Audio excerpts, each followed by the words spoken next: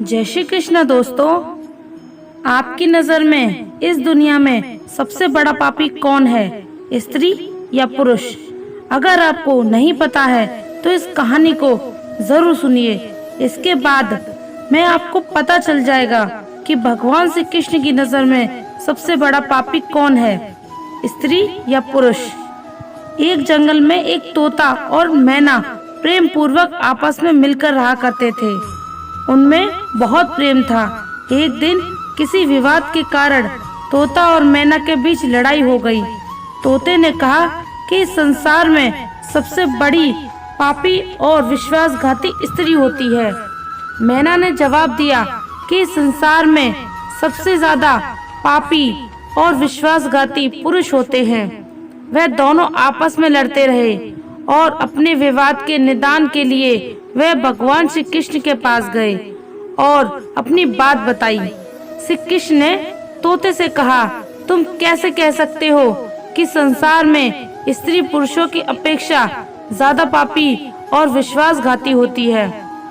अगर आप ये कथा सुन रहे हैं तो पूरा सुनिए। इस कथा को आधा अधूरा छोड़कर जाने की गलती मत करिएगा, क्योंकि इस पवित्र कथा को पूरा सुनने से मन चाहे फल की प्राप्ति होगी और आपको बहुत ही बड़ा ज्ञान मिलेगा।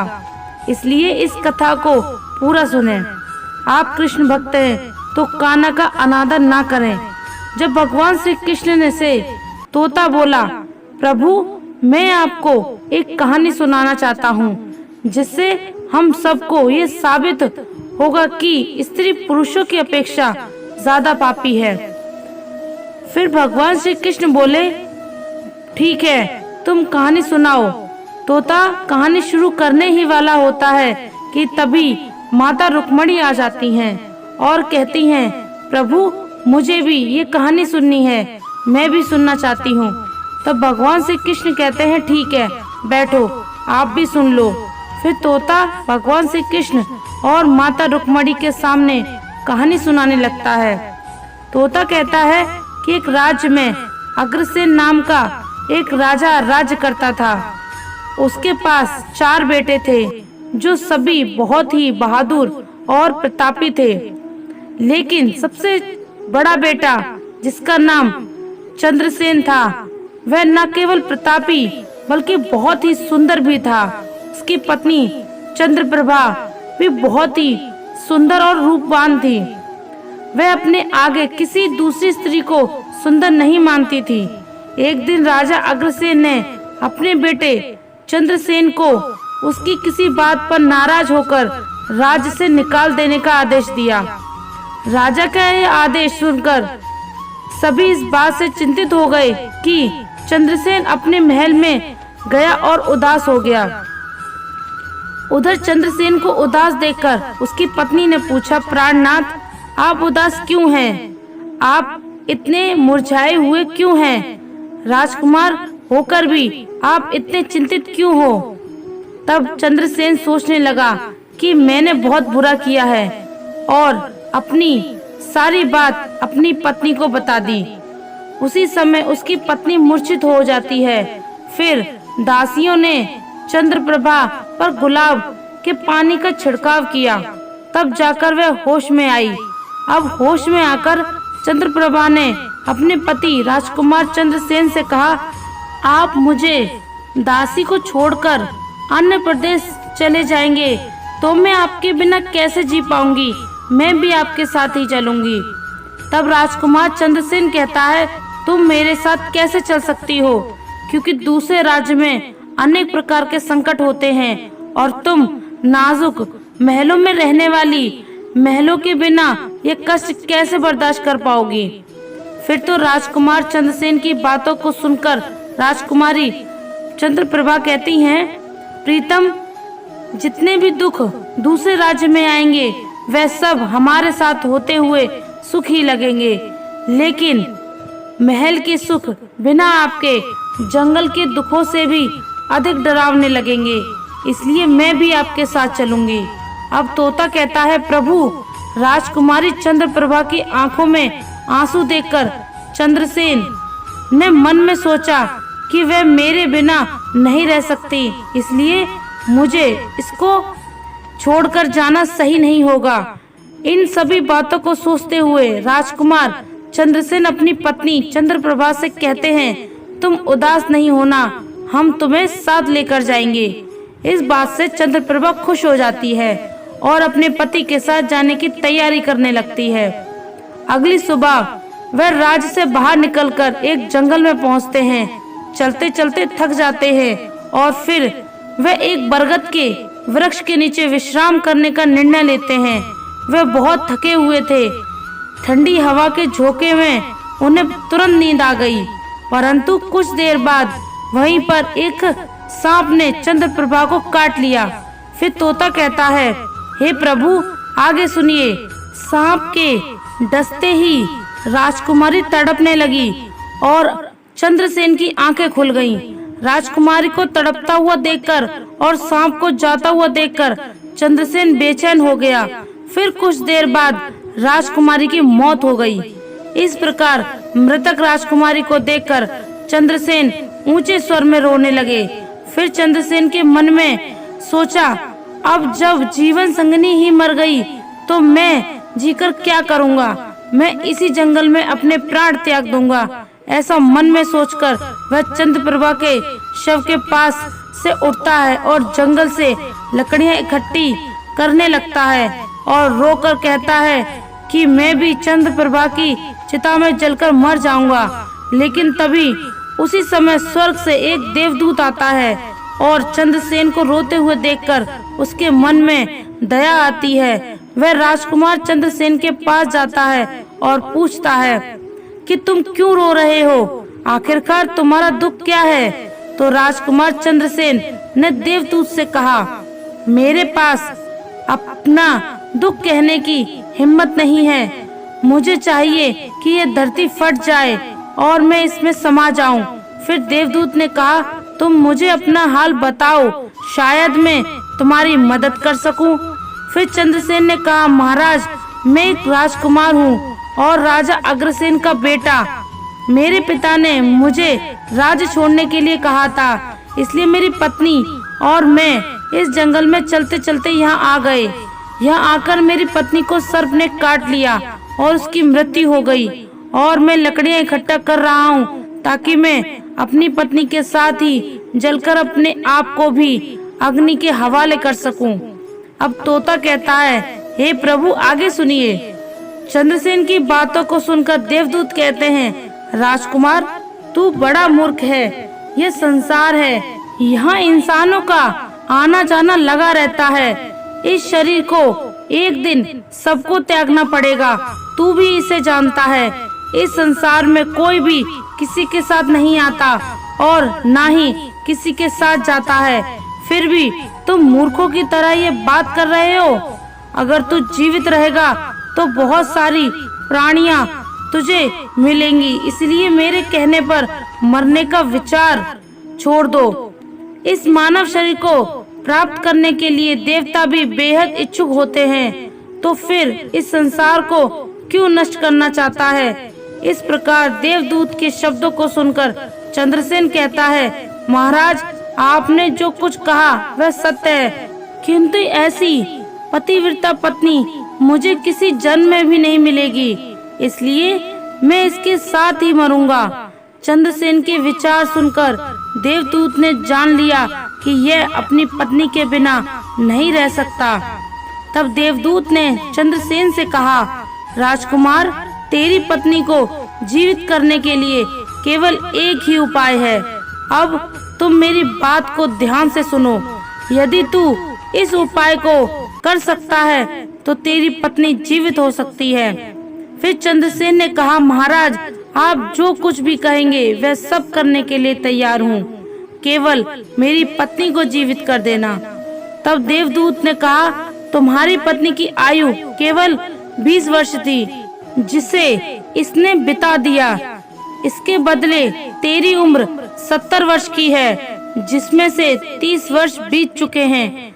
तेरे जीवन काल में 40 वर्ष अभी बाकी हैं, यानी तुझे 40 साल और जीने का अवसर है। यदि तू अपनी पत्नी को आधा अपने जीवन का समर्पण कर देता है तो तुम दोनों की आयु समान हो जाएगी। अगर तुम ये मान लो तो राजकुमारी जल्द ही ठीक हो जाएगी। इस तरह देवदूत की बात सुनकर राजकुमार चंद्रसेन ने कहा, मुझे मान्य है। फिर देवदूत ने चंद्रसेन के हाथ में पानी दिया और 20 वर्षों के लिए राजकुमारी के पैरों पर पानी डालने का संकल्प लिया। अब जैसे ही चंद्रसेन ने संकल्प किया कि वह जल को रानी के पैरों पर डालेगा, देवदूत ने ये कह दिया, पानी को पैरों पर डालने से पहले मेरी एक बात को ध्यान से समझ लो। इसमें एक गुप्त रहस्य भी है। अभी तो तुझे राजकुमारी की आवश्यकता है, तुम पानी डालकर उसको बचा सकते हो, लेकिन भविष्य में अगर राजकुमारी की आवश्यकता नहीं पड़ती है तो तुम अपने संकल्प को वापस भी ले सकते हो।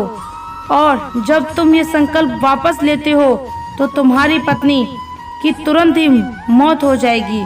परंतु एक बात हमेशा याद रखना, इस संकल्प को कभी वापस ले सकते हैं कि बात राजकुमारी से मत कहना, वरना तुम अपने संकल्प को वापस नहीं ले सकोगे। हमेशा याद रखना, जीवन में कुछ बातें हमेशा छुपा कर रखनी चाहिए, क्योंकि कभी कभी यह बात काम आ सकती हैं। फिर जो ऐसा कहकर और उस रानी के सामने न आकर वह देवदूत जो थे वो अंतर ध्यान में चले गए। चंद्रप्रभा को होश आ जाता है। तब चंद्रसेन राजकुमारी से कहता है, तुम सो गई थी और बहुत थकी हुई थी, इसलिए मैंने तुम्हें नहीं जगाया।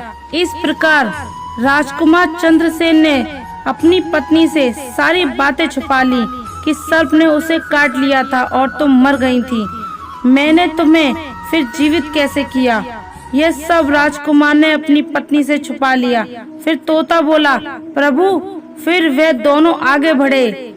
कई दिनों बाद उन्होंने एक बहुत ही सुंदर स्थान देखा। वहाँ पर एक भिक्षु की कुटिया थी।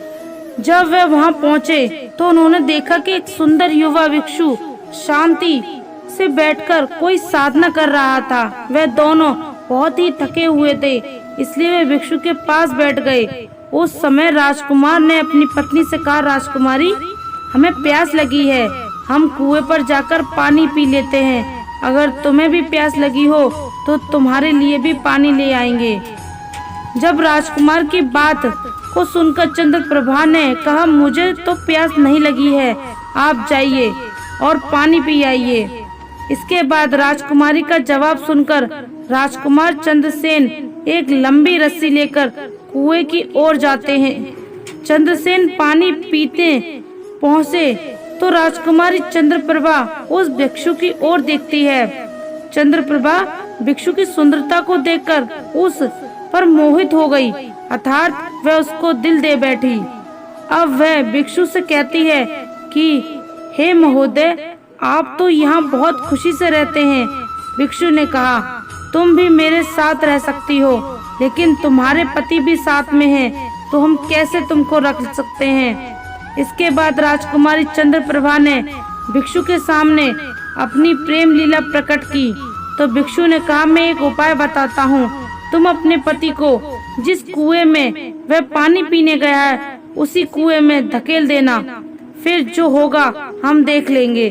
फिर भिक्षु की बात सुनकर चंद्रप्रभा ने कहा, ठीक है, मैं ऐसा ही करूँगी। अब इतनी ही देर में राजकुमार चंद्रसेन पानी पीकर राजकुमारी के पास आ गया। तो वो कहने लगी, मुझे भी अब प्यास लग रही है, कुएं पर वापस चलकर मुझे भी पानी पिलाओ। तो राजकुमार चंद्रसेन बोला, मैंने तुमसे पहले ही पूछा था और तुमने मना कर दिया था। खैर, अगर तुमको प्यास लगी है तो मैं अभी पानी लेकर आता हूँ। तब चंद्रसेन पानी लेने चला तो चंद्रप्रभा भी उसके साथ चल दी और कहने लगी, मैं भी तुम्हारे साथ चलती हूँ। बेचारा चंद्रसेन तो उसके प्रेम में पागल था, उसको क्या मालूम था कि ये मेरे प्राण लेने के लिए मेरे साथ आ रही है। साथियों, वास्तव में विद्वान सच कहते हैं कि स्त्रियों के चरित्र को देवता भी नहीं जान सकते।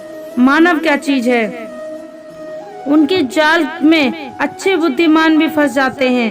जब राजकुमार चंद्रसेन कुएं में जाकर पानी भरने के लिए बाल्टी डालता है, जो चंद्रप्रभा अपने पति यानी राजकुमार चंद्रसेन को धक्का देकर कुएं में गिरा देती है और खुद उस भिक्षु के पास चली जाती है। वह भिक्षु राजकुमारी को अपने साथ ले जाकर एक राज्य में बस जाता है। वहाँ दोनों खुशी से रहते हैं। भिक्षु ने फिर चंद्रप्रभा को ऐसा नाचना और गाना सिखाया कि वह नृत्यंगा के रूप में मशहूर हो गई। धीरे धीरे वह राजकुमारी पूरे नगर में प्रसिद्ध हो गई। इस तरह चंद्रप्रभा ने नृत्य और गीत के कारण उस भिक्षु के पास लाखों रुपए बन गए। राजकुमारी भी उस भिक्षु के साथ मस्ती में रहने लगी। जिस प्रकार चंद्रप्रभा ने अपने पति चंद्रसेन को कुएं में धकेल दिया था, तब संयोग से एक जंजीर जो कुएं में लटकी थी उस चंद्रसेन ने पकड़ लिया था और उसको पकड़कर कुएं में लटकता रहा। ईश्वर को याद करते हुए वह सोचने लगा, क्या यही मेरे प्यार की सजा है। कुछ समय बाद बंजारों का एक काफिला वहां आया। काफिले में से एक बंजारा बाल्टी लेकर कुएं में पानी भरने लगा। तब उसने पानी में बाल्टी डाली। तब चंद्रसेन ने उसकी बाल्टी को हाथ से पकड़ लिया। बंजारा यह देखकर चौंक गया और पूछा, तुम कौन हो। राजकुमार चंद्रसेन ने कहा, भाई मैं अटका हुआ हूँ, मुझे यहाँ से निकालो और मेरी जान बचाओ। मैं सारी जिंदगी आपके उपकार को नहीं भूलूंगा। और ऐसा कहकर राजकुमार चंद्रसेन बंजारे से प्रार्थना करने लगा। फिर राजकुमार चंद्रसेन के दुख को देखकर बंजारे को उस पर दया आ गई और उसने चंद्रसेन को कुएं से बाहर निकाल लिया। फिर पूछा, भाई तुम कौन हो, तुम इस कुएं में कैसे गिरे, तुम मुझे अपना हाल बताओ। तब चंद्रसेन ने कहा, भाई मैं अपना हाल आपसे कैसे कहूँ। जो मुश्किलें मेरे साथ हुई हैं, भगवान न करे किसी और के साथ हो।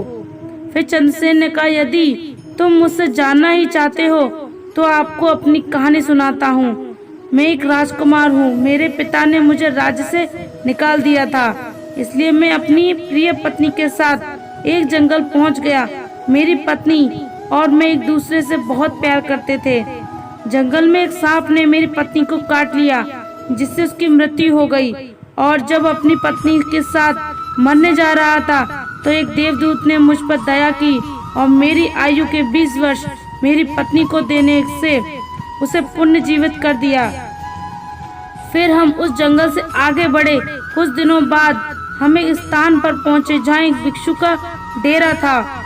मुझे प्यास लगी, मैं पानी पीने गया। जब मैं वापस आया तो मेरी पत्नी ने मुझसे कहा, उसको भी प्यास लगी है, मुझे भी पानी पिलाओ। और इसी तरह कहकर मेरी पत्नी मेरे साथ उस कुएं पर आ गई। कुएं में पानी निकाल रहा था तो उसने मुझे पीछे से धक्का दे दिया। कुएं में लटकी हुई जंजीर ये मेरे हाथ में आ गई, जिससे मैं कुएं से गिरने से बच गया। फिर जब आप आए तो मैंने आपको आवाज दी। इसके बाद आपने मुझे कुएं से बाहर निकाला। अब तोता बोला, प्रभु इस प्रकार राजकुमार चंद्रसेन ने दुखी मन से सारा हाल उस बंजारे से कह दिया और फिर अपनी व्यथा सुनाकर चंद्रसेन चुप हो गया। उधर बंजारे ने उसकी बात को सुना और राजकुमारी की करतूत सुनकर दुखी होकर कहा कि स्त्रियों का चरित्र भगवान भी नहीं समझ सकते तो मनुष्य कैसे समझ सकता है। ऐसा कहकर बंजारे ने चंद्रसेन से फिर सर पर हाथ फेरा और कहा, तुम चिंता मत करो, भगवान बड़े दयालु हैं, वे तुम्हारी सहायता करेंगे। फिर उसने और कहा, तुम चाहो तो हमारे साथ कुछ दिन रुक सकते हो। राजकुमार चंद्रसेन उन बंजारों के साथ रहने को सहमत हो गया। फिर उनकी सहायता से वे कुछ दिनों बाद उसी राज्य में पहुंचे जहां उसकी पत्नी प्रभा और वह रह रहे थे। उस राज्य को देखकर उसके बंजारे से कहा, भाई मेरी इच्छा है कि तुम कुछ दिन इस राज्य में रहो।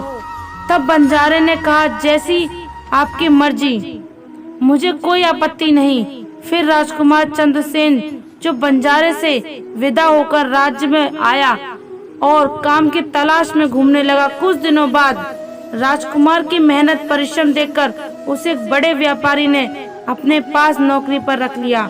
इस तरह राजकुमार चंद्रसेन ने उस व्यापारी के पास रहना शुरू किया और बड़ी मेहनत और प्यार से अपने कर्तव्यों का निर्वाह करना शुरू कर दिया। यह देखकर उस व्यापारी ने चंद्रसेन को बड़ा सम्मान दिया और उसे अपना यहाँ का मुनि बना दिया।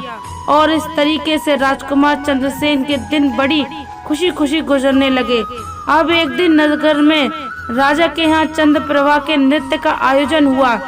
राजा ने उस शहर के सभी बड़े व्यापारी और सेठों को अपने यहाँ नृत्य देखने के लिए आमंत्रित किया। तब राजकुमार चंद्रप्रभा का नृत्य होने वाला था। शहर के सभी व्यापारी और सेठ साहूकार राजा के यहाँ पहुँच गए। चंद्रसेन जो राजकुमारी को नृत्य और गायन की प्रशंसा सुनता था, उसने भी सोचा कि मुझे इस नृत्य को देखना चाहिए। वह भी राजा के दरबार में सेठ के साथ पहुंच गया। राजकुमारी ने अप्सरा के समान नृत्य किया और अपनी सुरीली आवाज में कई सुंदर रागों को प्रस्तुत किया।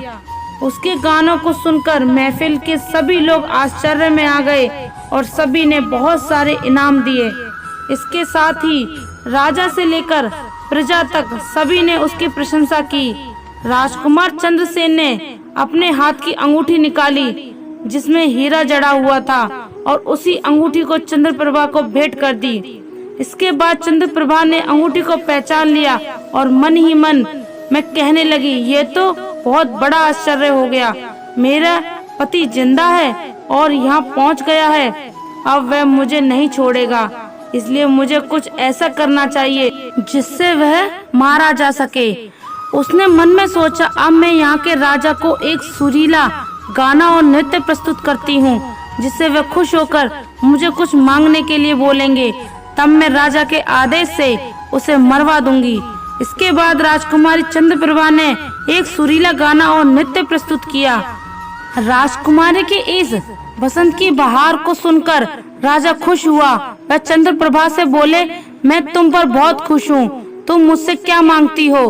तब राजकुमारी ने कहा, अगर आप मुझसे प्रसन्न हो तो सबसे पहले मुझे वचन दीजिए और फिर जो कुछ मैं मांगूंगी आप मुझे वही देंगे। फिर चंद्रप्रभा ने कहा, इस सभा में मेरा एक चोर है, कृपया उसे फांसी की सजा दे दें। राजा ने कहा, तुम उस चोर को मेरे सामने लाओ। चंद्रप्रभा ने चंद्रसेन का हाथ पकड़ा और उसे राजा के सामने ले आई। राजा ने अपने सैनिकों को आदेश दिया कि इस चोर को जल्लाद दोनों के पास ले जाओ और उसे फांसी पर चढ़ा दो। इसी बीच चंद्रसेन का सेठ भी वहाँ पहुँचा। वह डर गया, चंद्रसेन के पास गया और पूछा, तुमने क्या चुराया है इसका जिसके कारण वह तुमसे मारना चाहती है? चंद्रसेन ने अपने मालिक से कहा, मालिक मैंने कुछ नहीं चुराया, बस आप इस राजा को केवल ये बता दो कि वह मेरी दो बातें सुन ले, इसमें मेरी जान बच सकेगी। अब चंद्रसेन का मालिक इसे सुनकर अपने साथी व्यापारी और साहूकार को पास गया और सभी से मिलकर मशवरा कर उन्होंने कहा, मित्रों, या तो राजा न्याय करे या हम सभी शहर छोड़कर कहीं और चले जाएंगे।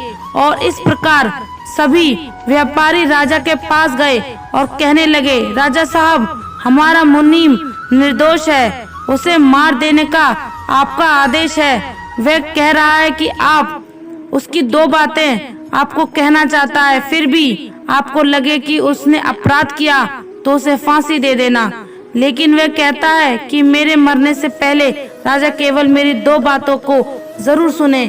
फिर राजा ने व्यापारी की बात सुनकर कहा कि ठीक है, मुनीम को बुलाओ। चंद्रसेन को लेकर राजा के सामने लाया गया और राजा ने कहा, तुम जो कुछ कहना चाहते हो वह मेरे सामने कहो। तब राजकुमार चंद्रसेन ने कहा, महाराज, मैंने क्या दोष किया है जिसके कारण आपने मेरी हत्या का आदेश दे दिया? फिर उसकी बात को सुनकर राजा ने कहा, तू इसका चोर है। चंद्रसेन ने कहा, नहीं महाराज, मैं इस उल्टा स्त्री का पति हूँ जो मुझे कुएं में धकेलकर भिक्षु के साथ चली आई। राजकुमारी चंद्रप्रभा ने समझ लिया कि बात बिगड़ रही है। तब राजा से कहती है, महाराज, मैं उल्टा नहीं हूँ, यह झूठ बोल रहा है। ये कौन है, मैं इसे जानती तक नहीं। यह तो मेरा चोर है, मैं सिर्फ इतना ही जानती हूँ। फिर राजकुमार चंद्रसेन ने कहा, महाराज ठीक है, अगर यह मेरी पत्नी नहीं है तो वह सब कुछ जो मैंने रास्ते में छोड़ा था वह मेरी अमानत के रूप में मुझे वापस कर दें। राजकुमार ने अपनी अमानत को लौटाने की बात की तो राजकुमारी चंद्रप्रभा ने इसे स्वीकार कर लिया। तब चंद्रसेन ने कहा, अच्छा अब तुम अपने हाथों में पानी लो, हमारा न्याय इसी सभा में होगा। पानी लेकर उसने जमीन पर रखा और कहा, वह वस्तु जो तुमने मुझे रास्ते में दी थी मैं अब वापस कर रहा हूँ।